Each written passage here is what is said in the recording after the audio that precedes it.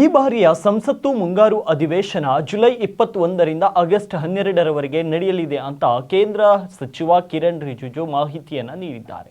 3 ತಿಂಗಳಿಗೂ ಹೆಚ್ಚಿನ ವಿರಾಮದ ನಂತರ ರಾಜ್ಯಸಭೆ ಮತ್ತು ಲೋಕಸಭೆ ಎರಡೂ ಜುಲೈ 21ರಂದು ಬೆಳಗ್ಗೆ 11 ಗಂಟೆಗೆ ಸಭೆ ಸೇರಲಿವೆ. ರಕ್ಷಣಾ ಸಚಿವ ರಾಜನಾಥ್ ಸಿಂಗ್ ಅಧ್ಯಕ್ಷತೆಯಲ್ಲಿ ನಡೆದ ಸಂಸದೀಯ ವ್ಯವಹಾರಗಳ ಸಂಪುಟ ಸಮಿತಿಯ ಅಧಿವೇಶನದ ದಿನಾಂಕಗಳನ್ನು ಶಿಫಾರಸು ಮಾಡಿದೆ ಅಂತ ರಿಜಿಜು ಹೇಳಿದರು. ಬಜೆಟ್ ಅಧಿವೇಶನವು ಜನವರಿ 31ರಿಂದ ಪ್ರಾರಂಭವಾಗಿ ಏಪ್ರಿಲ್ 4ರವರೆಗೆ ಕೊನೆಗೊಂಡಿತು. ಆಗ ಎರಡೂ ಸದನಗಳು ಅನಿರ್ದಿಷ್ಟಾವಧಿಗೆ ಮುಂದೂಡಲಾಗಿತ್ತು. ಪಾಕಿಸ್ತಾನ ಮತ್ತು ಪಾಕ್ ಆಕ್ರಮಿತ ಕಾಶ್ಮೀರದಲ್ಲಿನ 9 ಭಯೋತ್ಪಾದಕ ತಾಣಗಳನ್ನು ಗುರಿಯಾಗಿಸಿಕೊಂಡು ಭಾರತ ನಡೆಸಿದ ಇತ್ತೀಚಿನ ಸೇನಾ ಕಾರ್ಯಾಚರಣೆಯ ಆಪರೇಷನ್ ಸಿಂಧೂರ್ ಬಗ್ಗೆ ಚರ್ಚಿಸಲು ವಿಶೇಷ ಅಧಿವೇಶನ ಕರೆಯಬೇಕೆಂಬ ವಿರೋಧ ಪಕ್ಷ ನಾಯಕರ ಬೇಡಿಕೆಯ ಮಧ್ಯೆ ಈ ಘೋಷಣೆ ಬಂದಿದೆ. ಸಂಸದೀಯ ನಿಯಮಗಳ ಪ್ರಕಾರ ಮಳೆಗಾಲದ ಅಧಿವೇಶನದಲ್ಲಿ ಎಲ್ಲ ವಿಷಯಗಳನ್ನು ಕೈಗೆತ್ತಿಕೊಳ್ಳಬಹುದು ಅಂತ ಹೇಳಿದರು. ಪಹಲ್ಗಾಮ್ನಲ್ಲಿ 26 ಮಂದಿ ಅಮಾಯಕರ ಹತ್ಯೆ ನಡೆದಿತ್ತು.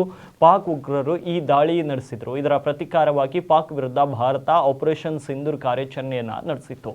ಈ ಘಟನೆಯ ನಂತರ ನಡೆಯುತ್ತಿರುವ ಮೊದಲ ಸಂಸತ್ ಅಧಿವೇಶನ ಇದಾಗಿದೆ. ಆಪರೇಷನ್ ಸಿಂಧೂರ್ ಕಾರ್ಯಾಚರಣೆಯಲ್ಲಿ ಸಶಸ್ತ್ರ ಪಡೆಗಳು ಉಗ್ರರ ಅಡಗುತಾಣ ಮತ್ತು ಪಾಕ್ ಆಕ್ರಮಿತ ಕಾಶ್ಮೀರದಲ್ಲಿ ದಾಳಿ ಮಾಡಿತ್ತು. ಈ ವೇಳೆ ಉಗ್ರ ಹಫೀಜ್ ಕುಟುಂಬದ ಸದಸ್ಯರು ಹತರಾಗಿದ್ದರು.